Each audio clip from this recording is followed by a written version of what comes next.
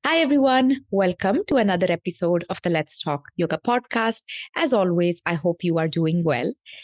In my little yoga world, I look for ways to offer more yoga and to support students and teachers of the practice. And you are probably familiar with most of the work I do if you're a regular listener of the Let's Talk Yoga podcast.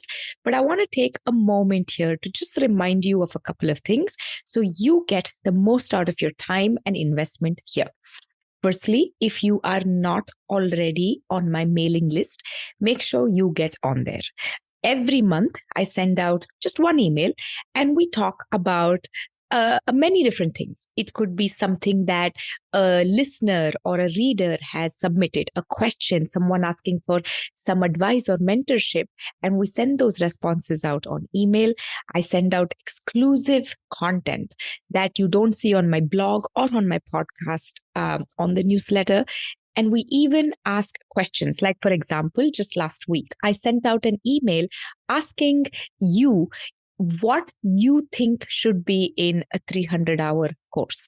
And if we could build a syllabus, crowdsource a syllabus together, what do you think you wish you knew more of, what you missed, and so much more? So it is so fascinating to get in there and have those conversations. Sometimes I even send you videos, and I'm about to reboot my YouTube channel next month. So once we have teacher content coming up, that will also go out on the newsletter. So what am I saying? Just make sure you are on that monthly newsletter.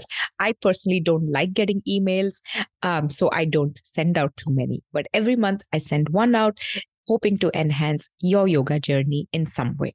Okay. Apart from that, make sure you are subscribed to my YouTube channel. The channel is called Aham Yoga, and you can watch all the podcast conversations on the channel. There are even asana and pranayama and other videos on that channel as well. Okay. Now let's get to today's show.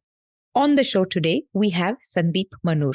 He has been on the podcast before. He's a longtime yoga teacher, studio owner, and he's been training teachers for a very long time. I know Sandeep from my days back in India. We used to have some common teachers, and since then we've stayed connected online. Sandeep was on this podcast talking about managing the mind through yoga a couple of months ago. Make sure you listen to that because that is a wonderful episode about understanding the layers of the mind in yoga. Today, we are talking about all things Yoga Nidra. We get into a conversation about what is Yoga Nidra, why is it different from Shavasana, what is that difference, how it affects the brain, what are the benefits of Yoga Nidra, how do we set a sankalpa, the stages in Yoga Nidra, and how do you know whether you are a beginner or an intermediate practitioner of Yoga Nidra? When do you switch levels? And then we talk about just so much more, even things like what if you fall asleep? How does that change? And the layers to Nidra. And to me, Yoga Nidra is a fascinating topic. And I believe we should all be doing Yoga Nidra every day. So Sandeep is on the show again, breaking down Yoga Nidra. I am so grateful that he was here explaining this wonderful topic for us. Now, before I let you get to this episode, I have a special surprise for you. Next week on the podcast, I'm dropping a Yoga Nidra episode. Okay, this will have no intro, nothing. As soon as you hit play, this will guide you through a simple beginner's Yoga Nidra that you can use hopefully as often as you need it. You can also share it with your loved ones. And that's just my way of supporting your yoga journey a little more.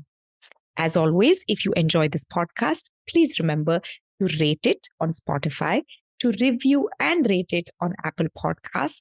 And if you are watching this on YouTube, please leave us a comment, like it, and share this with your friends and family on Instagram. Thank you so much. I will see you on the other side.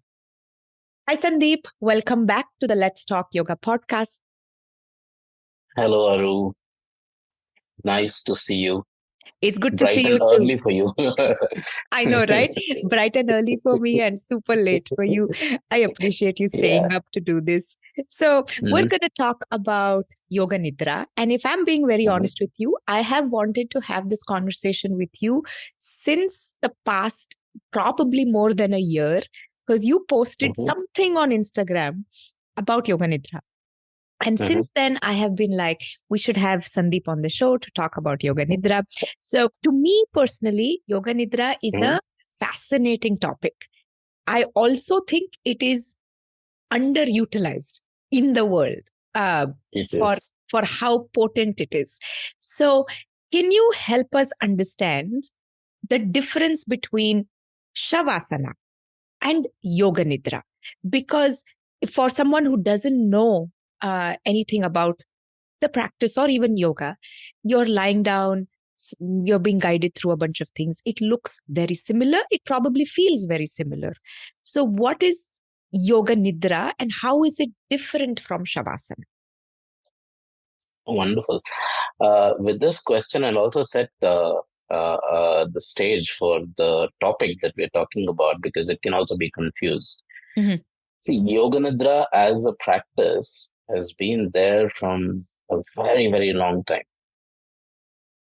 right? So let's understand Yoga Nidra, right? Two components. Yogic sleep, we can say that. And yoga,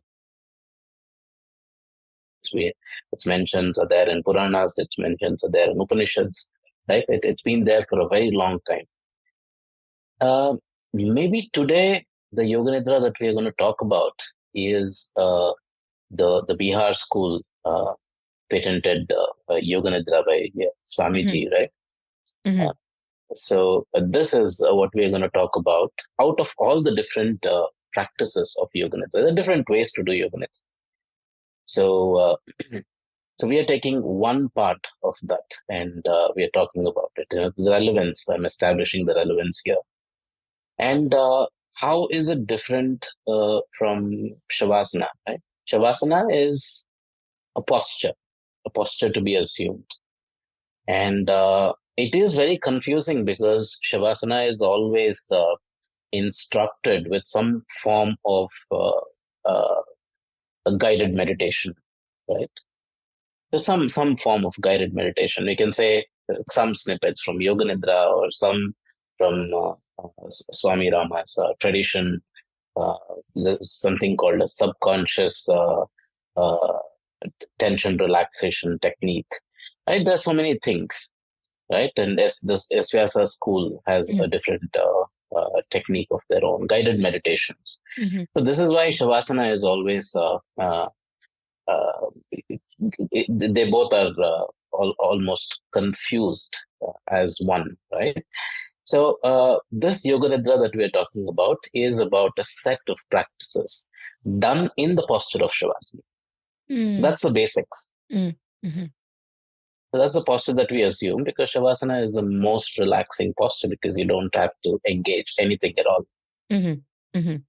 So until that, Shavasana is very good. And on top of that, we build uh, the Yoga Nidra practice, this Yoga Nidra practice that we're doing. Mm-hmm. Mm-hmm. Thank you for that. So you were talking about how there are different types of or different ways to do Yoga Nidra, and Mhm. uh, you are mainly practicing the Bihar school of Yoga Nidra style, and that's honestly Mhm. what even I follow. And if anybody asks me for Yoga Nidra recommendations, I send them to the Bihar school of yoga and their way of practicing it.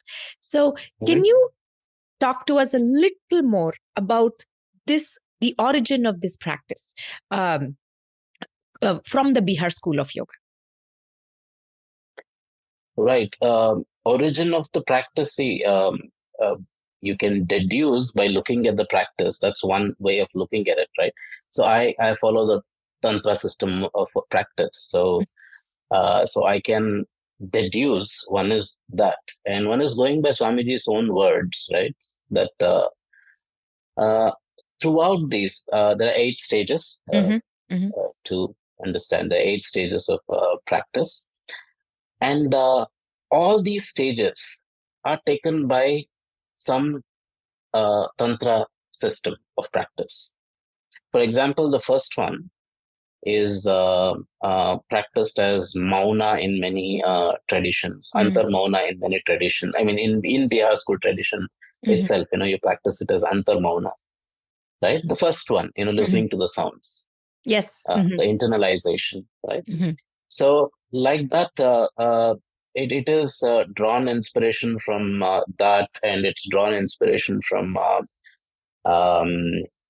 the Nyasa system, right? Mm. Where each part of the body is recognized as a place where a goddess or god resides, Resides. a deity resides, Mm-hmm. right? And each of that is connected with a mantra, Mm-hmm. right? So the mantra is off here, so for the global audience, and just the a very systemic way of this one. And the third practice, it's breath awareness, the body awareness part of it, rotation of awareness. We will talk about this later, but Yes. I'm just telling you the different practices and its inspiration, right? There is Vijnana Bhairava Tantra, inspired by Vijnana Bhairava Tantra, the breathing, to Mm. watch the breath and not interfere, I have questions for right? you about that later. Yes, yes. So, for somebody listening, right, Mhm. what are the benefits of Yoga Nidra? Why should we really pay attention and make this a daily practice? Um, See, at the very this one, if you're not going very deep, Yoga Nidra relaxes you. Mm. I It mean, we can all induces use a more of that. yeah. So at the face of it, we can all use more of relaxation. Mm-hmm. Uh, and apart from this, if you are looking at it technically, right, you're accessing a very deepest part of yourself, right? If you're looking at the mind again, Mm-hmm. uh, conscious, subconscious, unconscious mind. We are moving into very deeper states of mind, and this state of mind can be used to do whatever. Mm. You can train yourself to do whatever more efficiently, Mm-hmm. right? This is a very practical approach, right? For example, if I need to learn something which is very difficult, like mathematics, or language which is very, very difficult, like the tongue twister languages of Europe for Indians, right? So and all these can be um, learned very easily using Yoga Nidra, Mm. right? And the other part of it is, it depends on what you're looking at. If you're looking at if you're a spiritual aspirant, you can turn that to work with your quirks, bad Mm. habits, or lack of concentration. You can work with all of these things. Mm-hmm. Mm-hmm. And presently, I think Yoga Nidra has been used a lot for psychosomatic disorders. Mm-hmm. It works wonders. I've been using it for so long right now, for psychosomatic disorders, and it works wonders. Mm-hmm. So you can say it works with um, all levels: emotional, physical, physiological, psychological, Mm-hmm. all levels. Mm-hmm. And you can use this practice to get out of something which you don't want to be in, Mm-hmm. and also train um, yourself to become something, Mm-hmm. learn a new skill. All of these, you can, and relax. Mm-hmm. Mm-hmm. The, so for when you're saying this, right, you can train yourself, you can untrain, you can really change yourself in many ways for the better through this practice. And I'm completely on board. But I'm thinking at the back of my mind, does this have any connection with hypnosis? I don't know anything That's about hypnosis. perfect. Uh, I don't know anything about hypnosis, but is there any connection? There is and there is not, right? Because as you um, on the way towards Yoga Nidra practice, you pass through a very small junction where you can fall into a hypnotic state, Mm. right? So, what happens is, if it's a Yoga Nidra practice, and if it's a good teacher who is leading this practice, the teacher takes you straight away from it, Mm. right? In a hypnotic practice, you're put into very deep sleep, where all the stimulation to your brain is stopped. Mm. You're in a very receptive state and somebody else takes control. Yes. But in Yoga Nidra, you are in control all the time. Mm. Mm. Mm-hmm. The teacher does not bother, it is you, your, this one, whatever you want to do, it is yours. Mm-hmm. But yes, on the way where you're experiencing such a deep state of relaxation, you can get into a hypnotic state if, that is the intent. Understood. So you mentioned earlier in this conversation the stages of Yoga Nidra, right? Mm-hmm. Mm-hmm. What are these stages? Okay. There are 8 stages of practice in Yoga Nidra, and each state complementing the next, complementing the previous one, right? So, what happens? Um, let's understand what is Yoga Nidra. Let's go a little, let's circle back a little and understand what is Yoga Nidra, right? Yoga Nidra is a practice where you are almost in a sleep state, but you're not sleeping. Mm-hmm. You're almost fully awake, but you're not continuously working with the stimulations that you would generally do when you're awake. Mm-hmm. So you're fully aware, but you're neither awake nor sleeping. Mm-hmm. Right? So this puts you in a very confusing state. And this confusing state is a state of relaxation because there's no stimulation to act. Mm-hmm. Right? So how this is achieved is in a systemic way. Swamiji has put it in a systemic manner. And those are the stages that I would be talking about, right?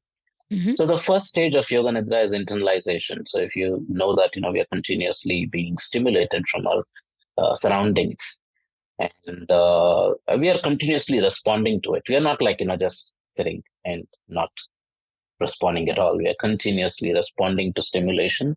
Mm-hmm. And to get out of this is the first stage where we use many things. Usually what is moving outward, again, the mind, we spoke about it. The senses are continuously moving outward, right? Correct. Mm-hmm. It's continuously taking in stimulation. So what we do is we voluntarily move through the senses with an attitude of a witness. That is, you're not interested in what the sense is. You're not analyzing it. Mm. For example, if you smell something, if you smell a nice meal from the next door neighbor, you're not trying to guess what that meal is. Mm. You're just smelling it and moving forward. Likewise, a nice race car is passing by and, there's a sound that it makes. It's a very attractive sound. Now you're not trying to guess which race car is that. Mm-hmm. Who might it be? Mm-hmm. Right? So you're cutting that and you're just listening to the sound. You're just smelling this one and moving on. So not engaging, not Not interacting, engaging with observing, it. witnessing. Yes. Okay. Yes. The state of a witness, right? Mm-hmm. So when you start doing this, these things will stop bothering you because you are now controlling the stimulation and you're allowing your brain to accept this. And then over a period of time, it will just reject it. It's like chanting, right? If you see the same chanting at the background, after a while, your mind just is very calm and peaceful. It accepts it. It does not look at it as a noise. It is not trying to stimulate. It's the same thing. It's boring now. Right? So now the senses are now worked with. The next stage is sankalpa. Yes. Mm-hmm. Right? This word is making a lot of rounds on Instagram now. Oh, is it? Okay. Yeah, it is. Yeah, sankalpa, right? Yes. I want to really pause on sankalpa because when I was thinking of this topic, right, I was like, we really have to talk about Sankalpa, what it means, how to set it, how do I know when to change my Sankalpa? Right? Because in the guided Yoga Nidra, they tell you set the Sankalpa, and there's not much guidance on how to structure that and how to find one. That's why we need teachers like you to decode it. So yes, please go ahead. Sorry to interrupt you. I'm very excited to learn about Sankalpa. Oh yeah, the Sankalpa is in Amrita Bindu. Sankalpa is a big topic.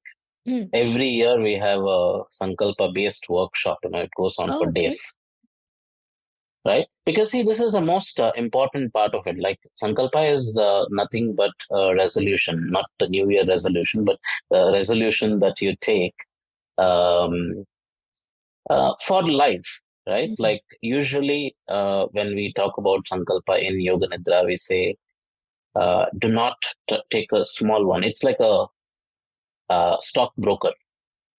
Mm. You can buy a day trading or a very short term stock that will give you very short term benefit. Mm.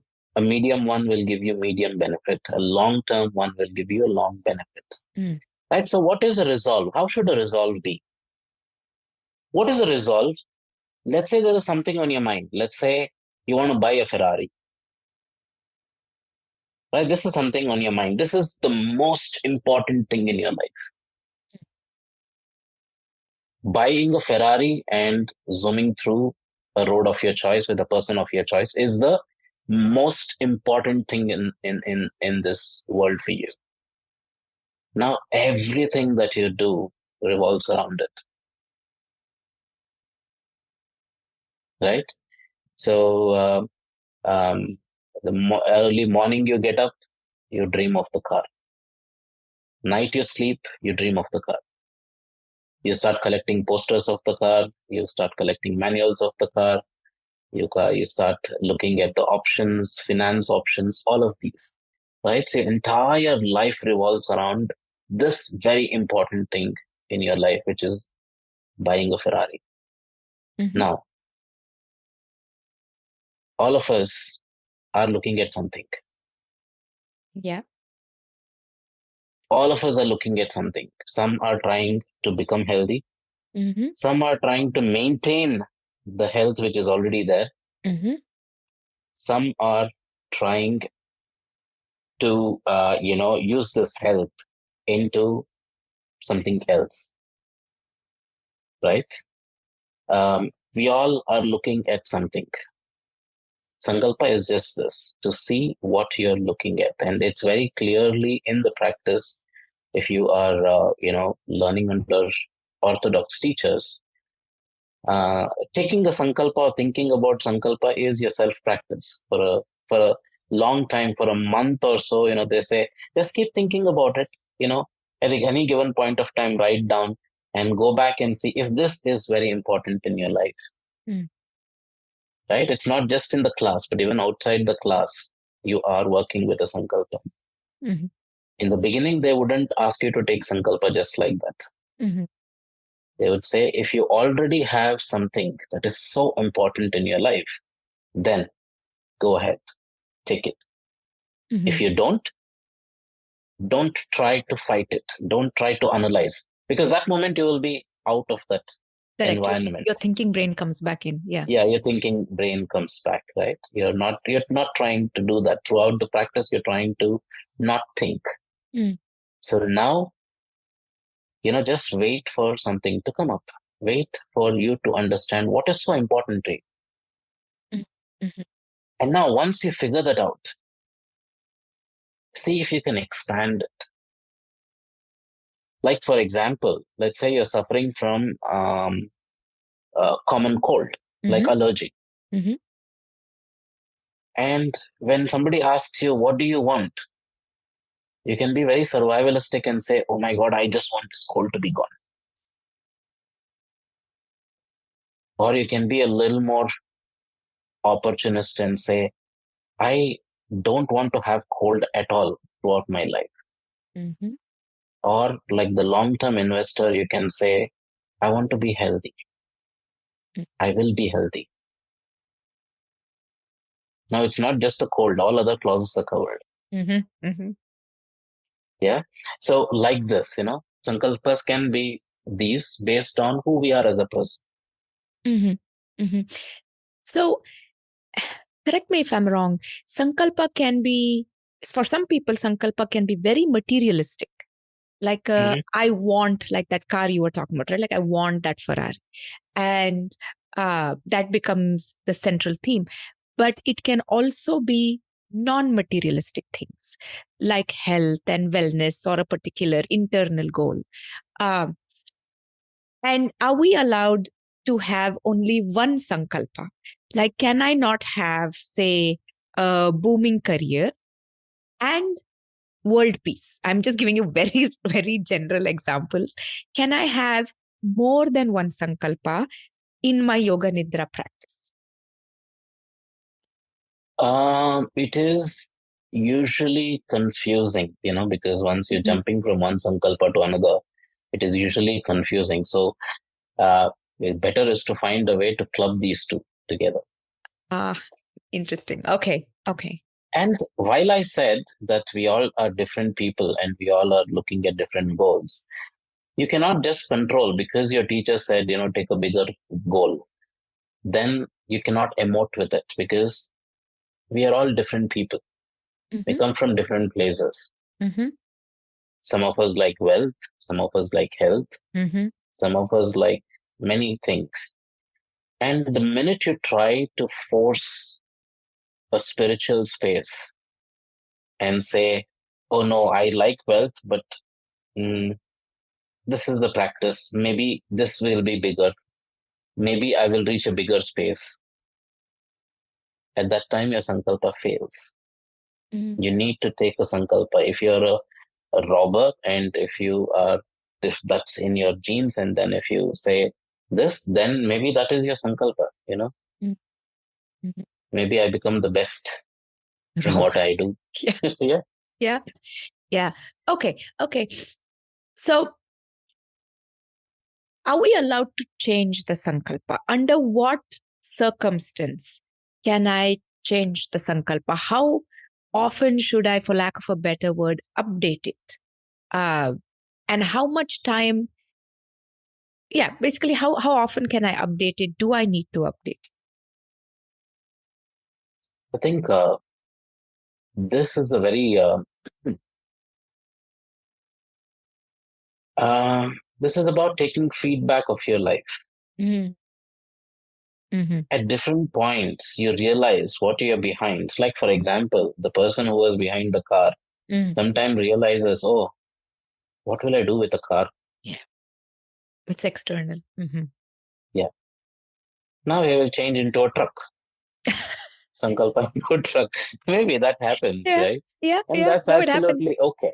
Mm-hmm. When Mm-hmm. you have a change of something, it is absolutely okay. Mm-hmm. But a sankalpa has to become your second breath. Mm. That is when it becomes very strong. If you keep the same sankalpa again and again and again, it becomes very strong. If you keep shifting, again, Weak. it is like It's weak it's signal. it's a little weak. Yeah, yeah. Does sankalpa have anything to do with dharma or your purpose in life? Is it? Is there any connection there, or does the connection strengthen if it's more leaning in that direction? It can, because see, your dharma is something that you're doing every moment, Mm. right? Dharma is not just an action that you do, right? It's a thought system by itself, right? Because the dharma changes everything. The way you eat, the way you drink, the way you sit, the way you stand, everything is changed. The way you speak, the way you conduct, all of this changes. So yes, your sankalpa, if it is in the line of your dharma, Mm. then it's Even it's it's better. good. Mm-hmm. Yeah. Mm-hmm. For the listeners, can you guide us on how to find a sankalpa? Because I'm assuming after listening to this, some people will take Yoga Nidra a little more seriously. Um, how do we, how would you guide someone to find a sankalpa? I would say See, it's always good to study Yoga Nidra under somebody who Mm-hmm. has the knowledge of this, and that person will never force a sankalpa. Mm-hmm. They will guide you into. I will do that right now, but I'm just saying that you'll be guided into finding your own. Mm-hmm. To say what is so important to you at this moment. Obviously, we all have something which is important. Yes. Yes. To find that and to see if it can be expanded, not very small, but it can be expanded, Mm-hmm. right? And all of this without trying. The whole point of Yoga Nidra, the entire practice is based on awareness, picking something which is already there, Mm-hmm. not creating something, Ah. Mm-hmm. right? So to pick something which is already there. The minute you start bringing in strength to create something, to analyze this, that, oh no, this, the minute that happens, you will be out of that state. Mm-hmm. So Mm-hmm. you just have to lie down, wait for that something to pop up. Mm-hmm. And this is a very, very non pushy practice. Yes. Mm-hmm. So it's The okay to minute you take. push, Sorry, go ahead. I'm sorry. Sorry, go ahead. So I can take my time to arrive at my sankalpa. Absolutely. And I can think of this sankalpa outside the yoga nidra practice, correct? Like in life, I can contemplate, prepare my sankalpa, and then implement it in my yoga nidra. Absolutely. Mm-hmm. Absolutely. Mm-hmm. Mm-hmm. Sorry, you were saying something. I cut you off. This is something which bothers us all the time, right? Like there is a huge potential to do something, and there is an inclination to do something, and you're not doing it.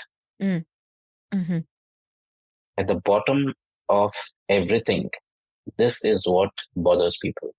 Yes. But we don't realize. Mm. We are saying, okay, this person said this to me, that's why I'm so bothered. This person did not acknowledge me, that's why I'm so bothered. But these are the major reasons why you're bothered. There's a potential to do something, there's an inclination to do something, but nothing is being done on that. Mm-hmm. Mm-hmm. No, it's fascinating to me. So, because we're talking about Bihar School of Yoga, style of Yoga Nidra, right? They say repeat the sankalpa 3 times, and it happens twice in the practice, right? At the beginning, then at the end, as you're slowly transitioning out of it. Why this magic 3 times? Why not once or 5? What is the significance of these 3 repetitions? All old traditions and all wise traditions, right, have always stuck on to this magic number. Mm-hmm. If you see in India,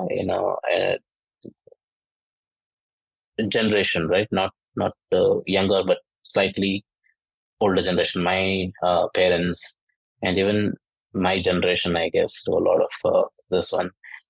If we are giving something to somebody, we say that thrice. I have given this to you, I've given this to you, I've given this to you. Mm. Because what is repeated goes to your deeper states of existence. That is your subconscious mind and unconscious. Okay. What you repeatedly do becomes a habit. What you repeatedly say becomes your mantra. Mm-hmm. That's how it is, right? What you repeatedly say becomes your mantra. That's how you start conducting something. Yeah. Mm-hmm.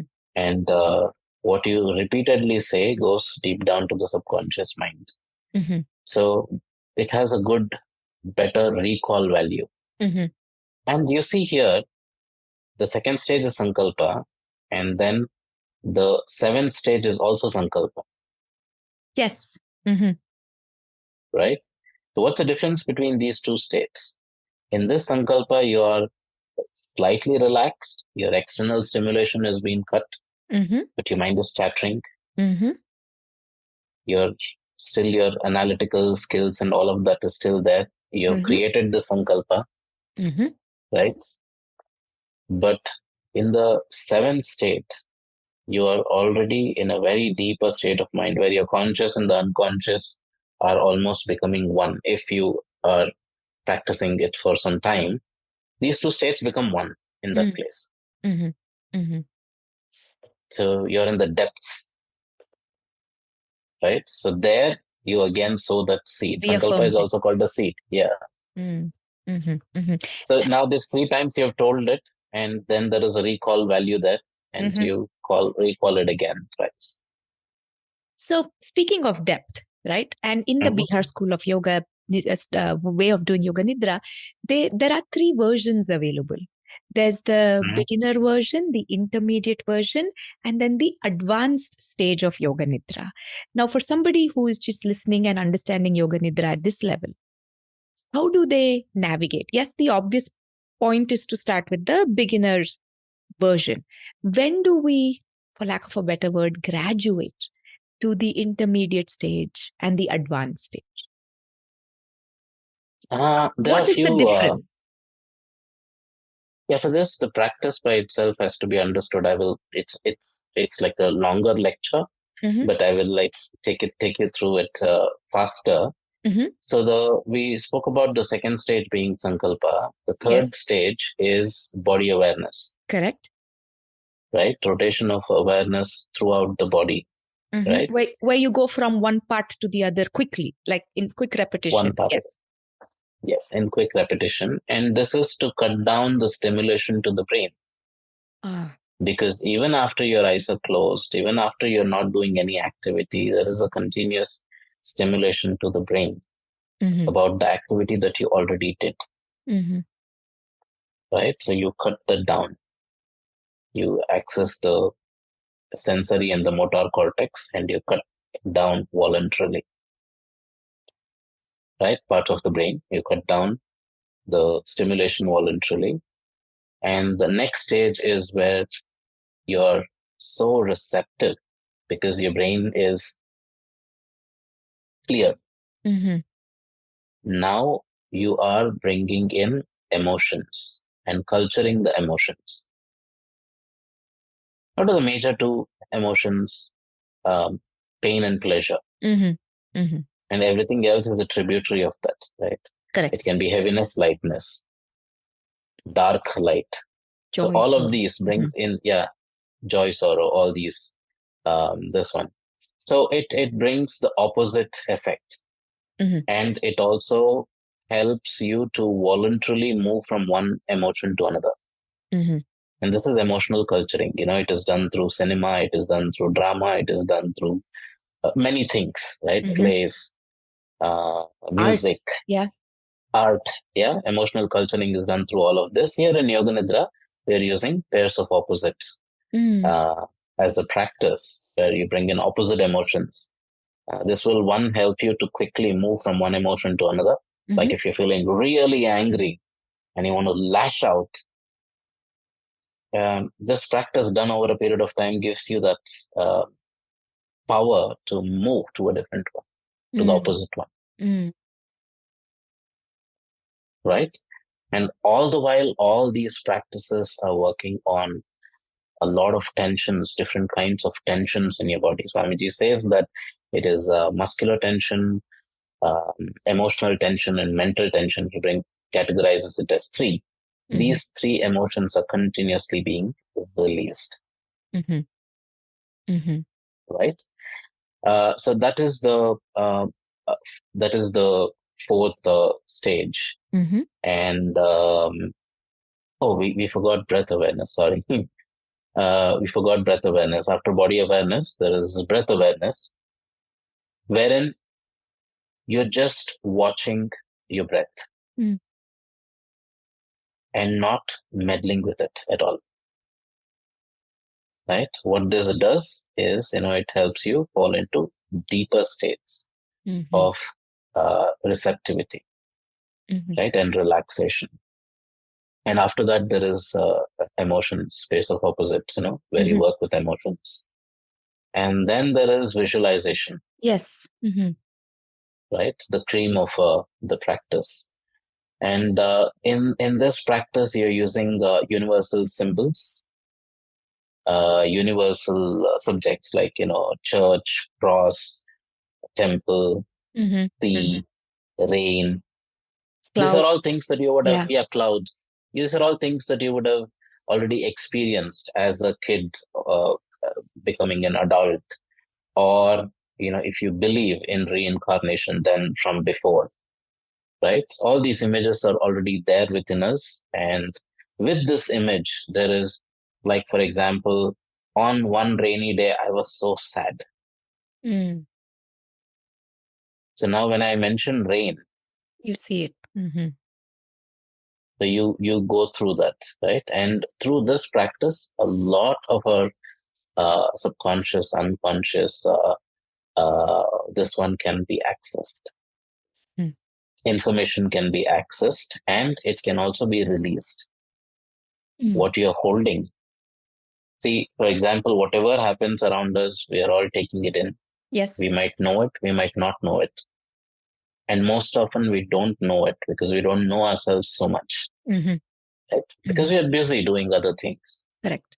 So now all of these are stored inside, and these somehow start to dictate your life. Mm. What you choose, what you do, everything starts from here. Mm-hmm. Right? So what Yoga Nidra does is it releases the subconscious tension and helps you over a period of time, helps you make your choices. Mm-hmm. Mm-hmm. Right? That way, visualization is a very powerful tool. And now, after that, there is again Sankalpa in Mm-hmm. the First depths of stage. visualization. Yeah. We bring in something very nice, sweet, uh, connectable. So you're opened, completely opened that state of unconsciousness, and your consciousness is interacting with it. It's a beautiful state. Mm-hmm. At that place, you can directly sow that seed in the unconscious. Mm-hmm. Mm-hmm. Right? And the last stage is externalization. You come Yes. out of the Slowly practice, coming out of it. Mm-hmm. slowly coming out of the practice. Mm-hmm. So now I will answer your question. Okay. Can you rephrase the question, because a lot of them would have forgot the Forgotten. question. So the three stages, right? The beginner stage, the intermediate stage, and the advanced stage that's available in the Bihar school tradition. How do I, as a layperson, know when I need to technically graduate or which stage I need? Or because I've been doing yoga for some time, little yoga, am I eligible for advanced yoga nidra? So how do I check? And I don't have somebody I can ask. So how do I check? Again, a feedback system, right? For example, in your rotation of awareness, if you're going to sleep, Ah, yeah, usually it happens from right side to left side when you're shifting. I am A guilty lot of of it people so go to many sleep. times. Yeah. So if that is happening, maybe you should stick on with that, because without that, the next stages, you are not very relaxed, Mm-hmm. So right? is sleep. And Sorry, go ahead. that's right. So, and though, you know, I'm saying here you will fall asleep, it's not a negative, Mm. right? You don't really have to think of it as a negative. If you're very tired, Mm-hmm. if you don't have a trained mind, if your mind is not conscious enough, if you are angry, if you came from some place, where your taxi driver charged you more, you would have all that You're holding on to uh, it. Mm-hmm. holding on to it, and you might not, be able to get into that state, and you might fall asleep. Right? That's absolutely okay. But what we are trying to do, what your teacher will try to do, is to continuously keep you awake. Mm. Right? Giving you suggestions to stay awake and fall into a deeper state of relaxation. Mm-hmm. This is not bad. You will still be listening to it. I told you the hypnotic stage, you'll pass through that. Mm-hmm.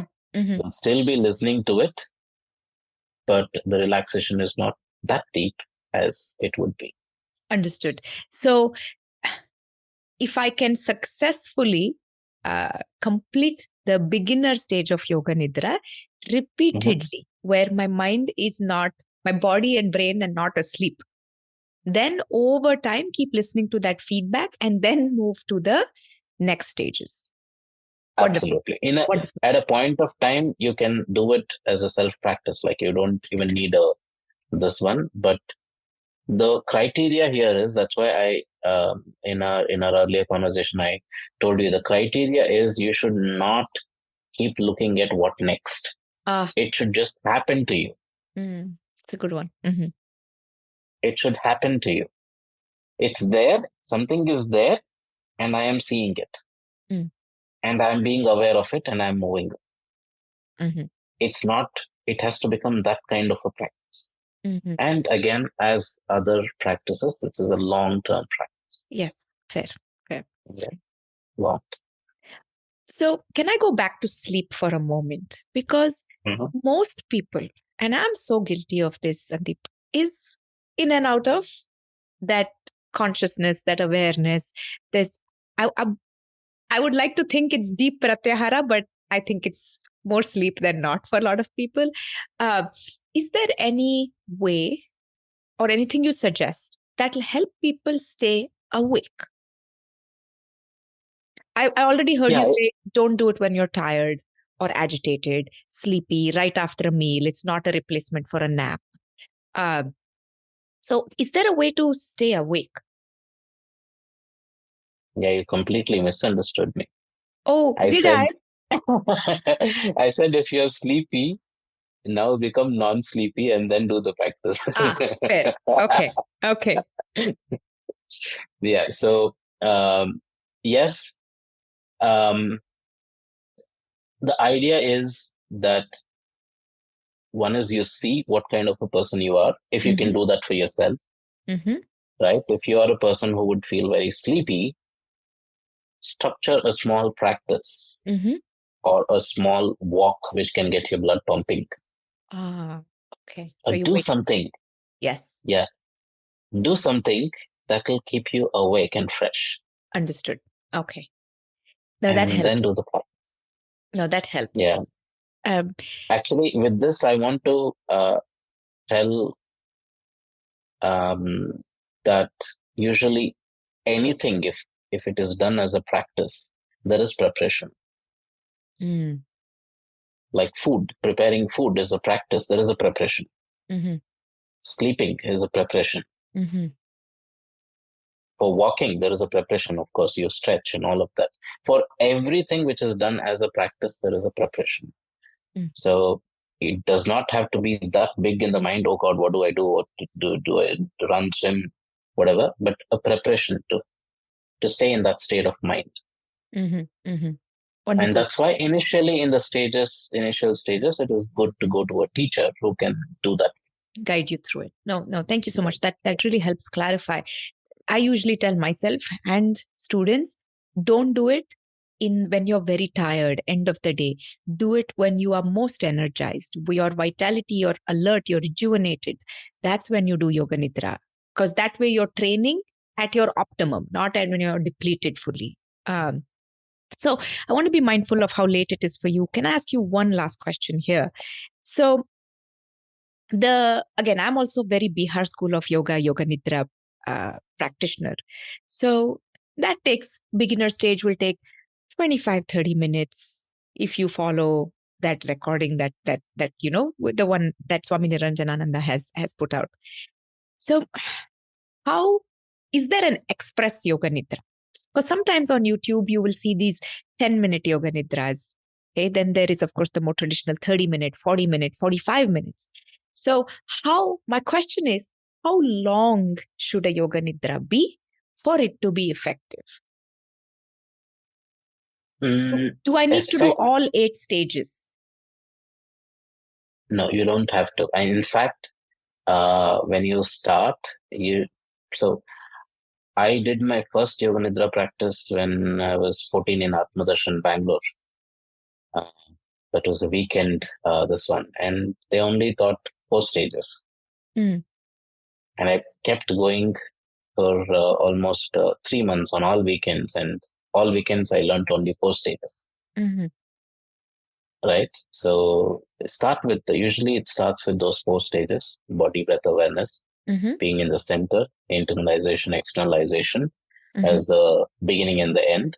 Mm-hmm. And once you're feeling better with it, slowly, uh, this is how it was for me, right? The Sankalpa was added.